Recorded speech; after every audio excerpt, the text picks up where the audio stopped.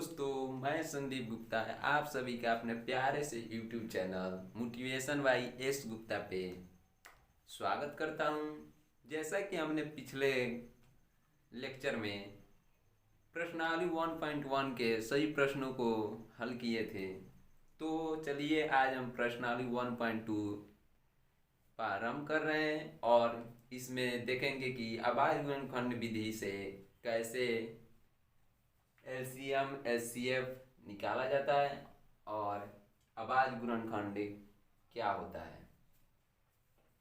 तो हम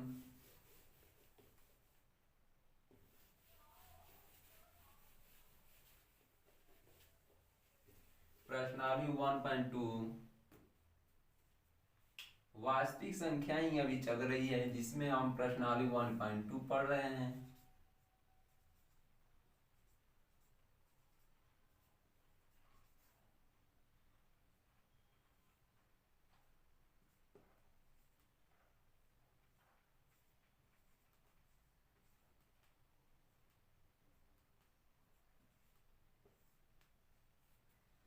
तो आवाज गुणनखंड क्या होता है? तो सबसे पहले हम आवाज गुणनखंड क्या होता है या आवाज संख्या क्या होती है उसके बारे में जानेंगे, क्योंकि इस आवाज संख्या के ही आधार पे ये हमारा जो 1.2 प्रश्नावली है वो बना है। तो आवाज के गुणनखंड की परिभाषा लिखिए।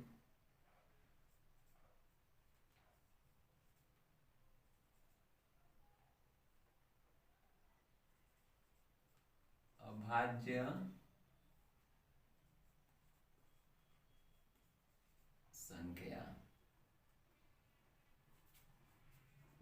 संख्या वैसी संख्याएं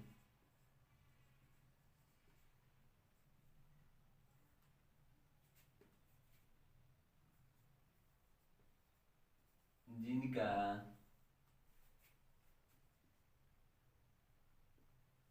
गुणन खंड नहीं किया जा सके वो आवाज गुणनखंड कहलाता है। आइए अब हम एग्जाम्पल देखते हैं कि वो कौन ऐसी संख्या है जो अपने सिवा किसी दूसरे से विभाजित नहीं होती हैं। तो हम उन संख्याओं को लिखेंगे।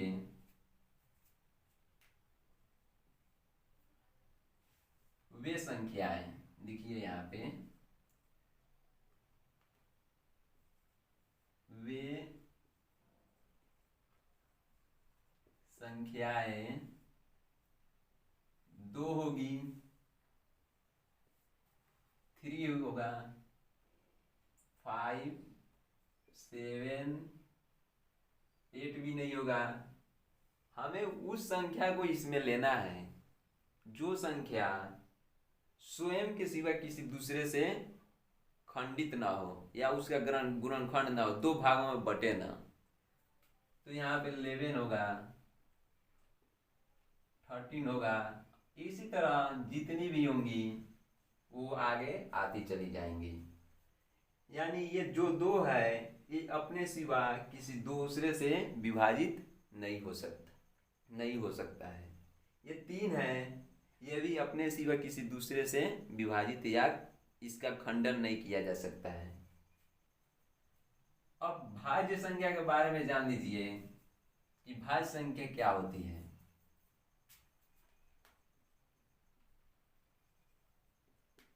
भाज्य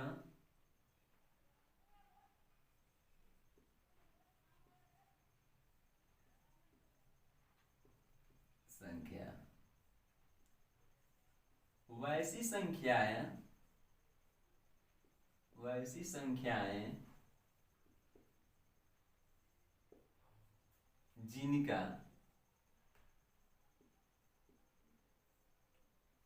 दो या दो से अधिक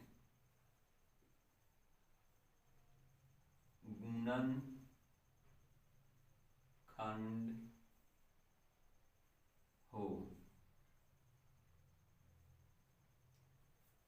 वैसी संख्याएं जिनका दो या दो से अधिक गुणनखंड हो वह संख्याएं भाज्य संख्या कहलाती हैं।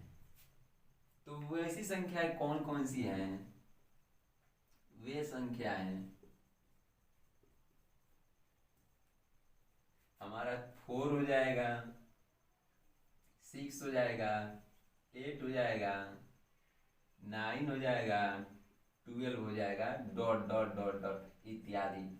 अब जहां तक ये संख्याएं चली जाए, अब हम क्यों कह रहे हैं कि ये भाज्य संख्या है, ये अभाज्य संख्या है?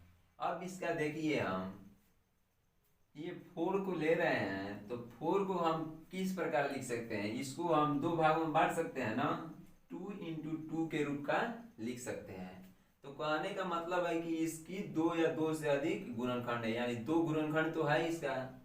ये जो दो संख्या है, यानी दो जो दिया है अभाज्य संख्या लिखे हैं, क्या इसका हम दो फैक्टर कर सकते हैं?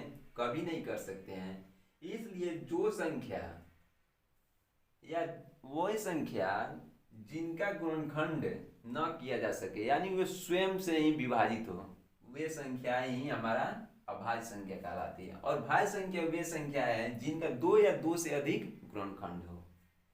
यानी 4 जो है इसका दो से अधिक गुणनखंड है। 6 भी है, तो 6 को अभी हम लिख सकते हैं 2 × 3। 8 को भी लिख सकते हैं 2 × 3 × 2 × 2 × 2, 2 दूना 4 दूना 8। 9 को भी गुणनखंड के रूप में, इसको भी दो भागों में लिखा जा सकता है, 3 × 3 लिख सकते हैं।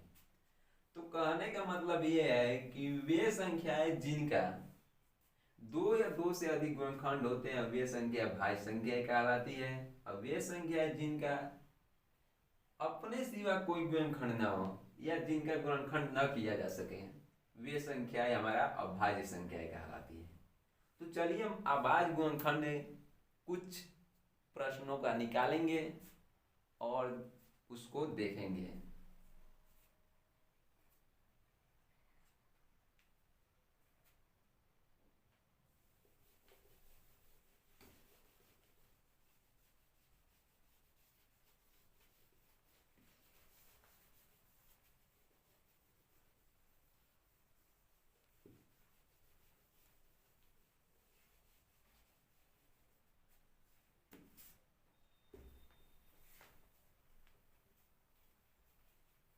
तो हम पहला क्वेश्चन हमारे प्रश्नावली 1.2 का है कि अभाज्य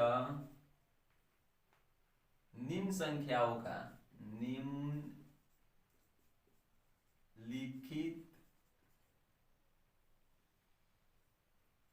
संख्याओं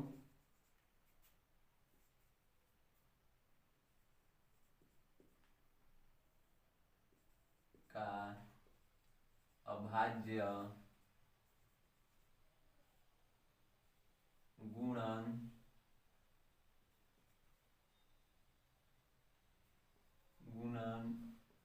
गुणनखंड निकालें।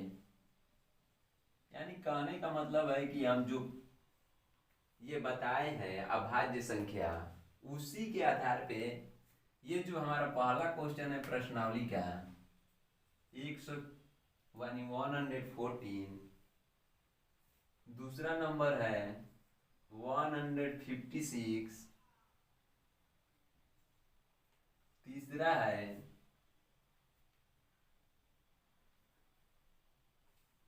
3825। चलिए अब हम इन तीनों का गुणनखंड निकालते हैं। किस विधि से? अभाज्य गुणनखंड विधि से। तो हमने अभाज्य गुणनखंड यानी अभाज्य संख्या की परिभाषा बताई कि वो संख्या है जो अपने आप से यानी विभाजित हो, किसी अन्य संख्या या उस संख्या का कोई दूसरा फैक्टर या दो फैक्टर ना हो। तो हम 140 का गुणनखंड करते हैं तो 2 से पहले करेंगे, तो 2 से करेंगे तो कितना आएगा? 70। फिर 2 से करेंगे तो कितना आएगा? 35। और फिर अब तो 2 से जाएगा नहीं, अब यहाँ पे 5 से जाएगा तो 7 आएगा। तो एक निकाल लिए गुणनखंड, तो हम इसको किस तरह लिख सकते हैं,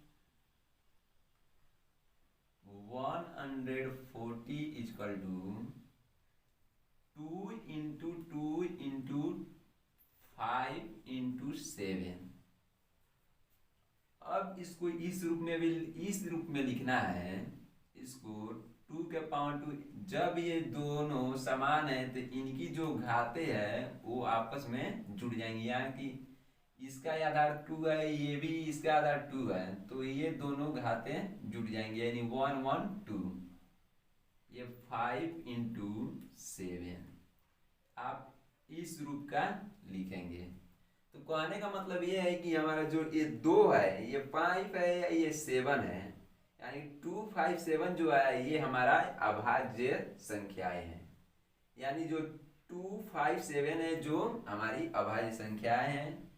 अतः हमने अभाज्य गुणनखंड विधि से 140 का गुणनखंड इस प्रकार निकाला है, और आप भी इसी प्रकार निकालेंगे। चलिए दूसरा नंबर प्रश्न करते हैं।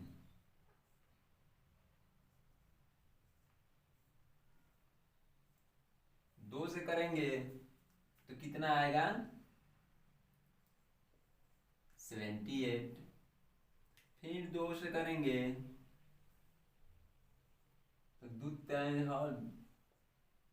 39। फिर अब कितने से जाएगा, 3 से जाएगा, 3 से करेंगे तो कितना आएगा, 13। अब देखिए यहाँ पे इसको भी हम किस रूप में लिख सकते हैं, 156 is equal to 2 into 2 into 3 into 13। अब इसमें देखिए आप लोग कि ये दोनों तो समान हैं, तो क्या हमने आप लोगों को बताया कि जब a के घाते m इंटू a के घाते n हो तो हमारी जो आधार समान जो है तो उनकी घातें क्या होती है, आपस में जुट जाएंगी। तो हम इस रूप का लिखेंगे। तो कहने का मतलब ये है कि यहाँ पे जो है 2 और 2 जो है इनकी आधार समान है। ये जो घात m और n है तो इनको हम क्या कर लेंगे, जोड़ लेंगे, यानी 2 की घातें 2 इंटू 3 इंटू 13। ये हमने अभाज्य गुणनखंड विधि द्वारा 2 के घाते 2 इंटू 3 इंटू 13 के रूप में बदल दिया है। तो यही हमारा आंसर होगा। तीसरा नंबर प्रश्न हम करेंगे 38 25 का गुणनखंड निकालेंगे। तो 2 से जाएगा तो 2 एकम 2 2 9 8, 2 से तो जाएगा नहीं इसमें लग रहा है, तो हम 3 से नहीं, 3 से भी नहीं जाएगा, 5 से करेंगे, क्योंकि यहाँ पे हम जो भी संख्या लेंगे वो हमारा अभाज्य संख्या ही आना चाहिए। ठीक है, इसमें हम अभाज्य संख्या ही लेकर इसको कर सकते हैं, इसमें भाज्य संख्या कभी प्रयोग नहीं होगा। तो चलिए हम 5 से करते हैं। 5 7 35, 5 6 30 और 5 25, यानी 765। फिर 5 से चला जाएगा इसमें लग रहा है, 5 1 जा 5, 5 3 जा 15 और 5 3 जा 15। अब क्या इसके आगे इसमें जाएगा भाग, गुणनखंड इसका होगा, देख कर बताइए आप लोग।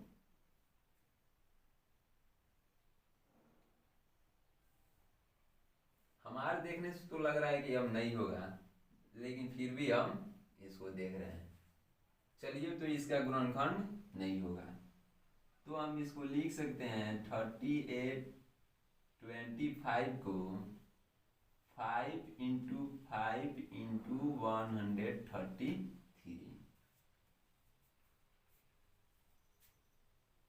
ये तो हमारे देखने से लग रहा है कि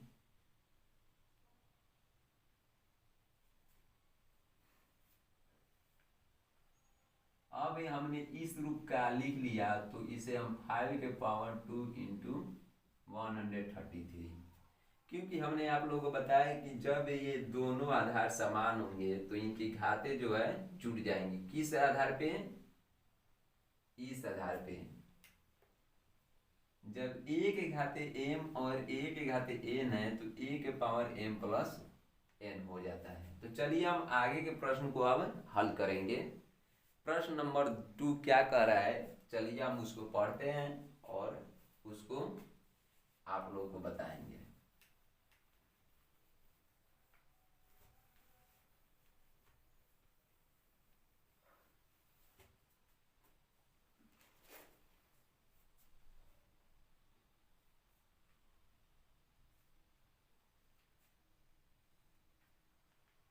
प्रश्न संख्या 2 ये कह रहा है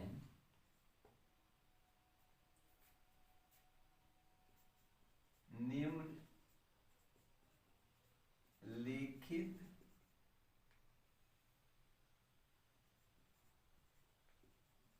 संख्याओं का HCF व LCM निकाल कर जांच कीजिए कि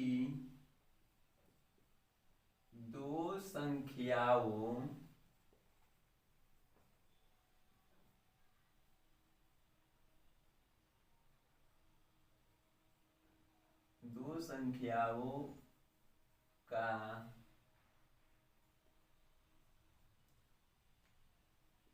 गुणनफल बराबर HCF इंटू LCM।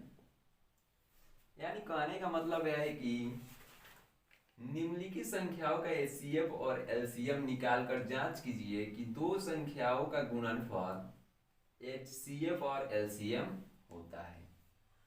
तो हम सबसे पहले ये ध्यान दें कि या आपने पिछली कक्षाओं में पढ़ा भी होगा कि HCF और LCM कैसे निकालते हैं।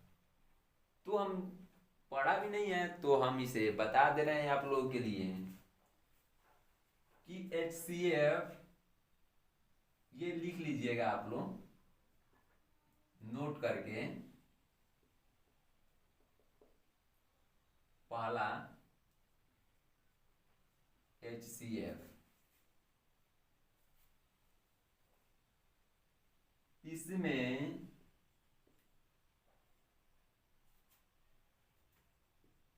दो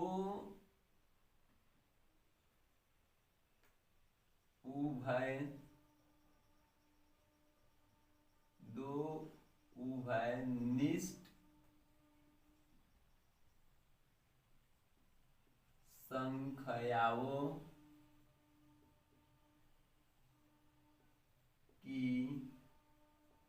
की सबसे छोटी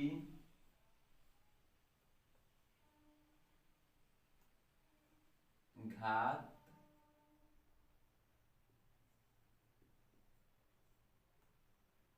को लेते हैं। यानी HCF जो है इसमें दो उभयनिष्ठ संख्याओं की सबसे छोटी घात को लेते हैं। पहले हम नियम लिख दे रहे हैं, उसके बाद हम प्रश्नों को बताएंगे तो ये नियम उसमें फॉलो करेंगे। दूसरा नंबर LCM यानी महत्तम, ये है हमारा महत्तम समापवर्तक, ये हमारा लघुत्तम समापवर्तक LCM।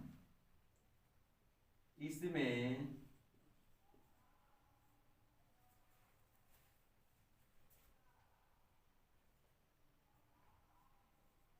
प्रत्येक संख्याओं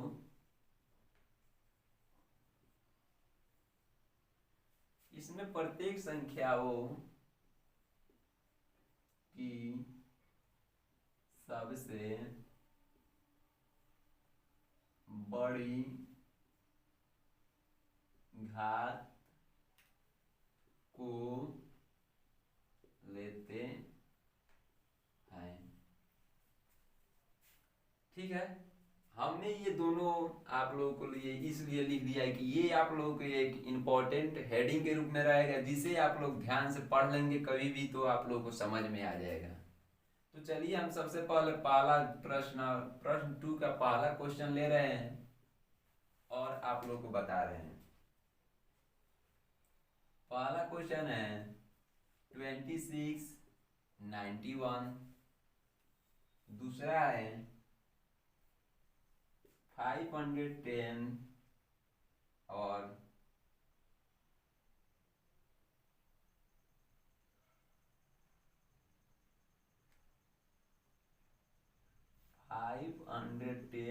92। तीसरा क्वेश्चन हमारा दिया है 336 और 54। तो सबसे पहले तो हम एलसीएम और एचसीएफ निकालने के लिए इन दोनों संख्याओं का क्या करेंगे, अभाज्य गुणनखंड करेंगे। तो चलिए सबसे पहले अभाज्य गुणनखंड करते हैं। तो 26 है, इसका अभाज्य गुणनखंड निकालेंगे तो कितना आएगा, 13 आएगा। यानी 26 को लिख सकते हैं 2 इंटू 13। और ये जो हमारा 91 है ये कितने से जाएगा, 13 से। तो हम इसको कितना लिख सकते हैं, 7।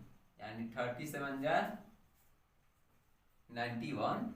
तो इसको हम लिख सकते हैं 13 यानी 91 इक्वल टू 13 इंटू 7। चाहे यहाँ पे लिख लीजिए 91 इक्वल टू 13 इंटू 7। जैसा कि हमने बताया था कि आप लोगों को कि एचसीएफ इसमें दो उभयनिष्ठ संख्याओं की सबसे छोटी घात को लिखते हैं। तो उभयनिष्ठ संख्या को ढूंढेंगे तो सबसे पहले ये देखिए कि इसमें ये वाला ये दोनों एक दूसरे में दोनों में मिल रहा है, तो ये हमारा उभयनिष्ठ है। तो एचसीएफ हमारा कितना हो जाएगा, 13। जैसे कि हमने आप लोगों को बताया था कि हम उभयनिष्ठ संख्याओं की सबसे छोटी घात लेते हैं। यानी जो उभयनिष्ठ संख्या है ये दोनों है, इसकी सबसे छोटी घात क्या है, 1 है। तो यानी हम इसको लेंगे, यानी एचसीएफ हमारा 13 हो जाएगा। अब एलसीएम निकालिए, एलसीएम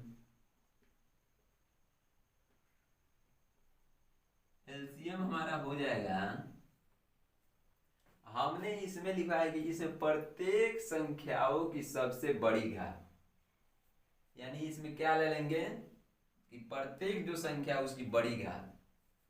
तो यानी 2 की बड़ी घात 1 है, 13 की बड़ी घात 1 है, 7 की बड़ी घात 1 है। तो इन तीनों को लेंगे तो हम 2 इंटू 13 इंटू 7 लेंगे। ठीक है, तो ये हमारा दो एचसीएफ और एलसीएफ निकल गया। अब जांच भी करना है कि दो संख्याओं का गुणनफल इतना एचसीएफ इंटू एलसीएफ के बराबर होता है। तो दो संख्याओं का गुणनफल यानी 26 और 91 जांच यहीं पे लिख दे रहे हैं, ये क्वेश्चन है।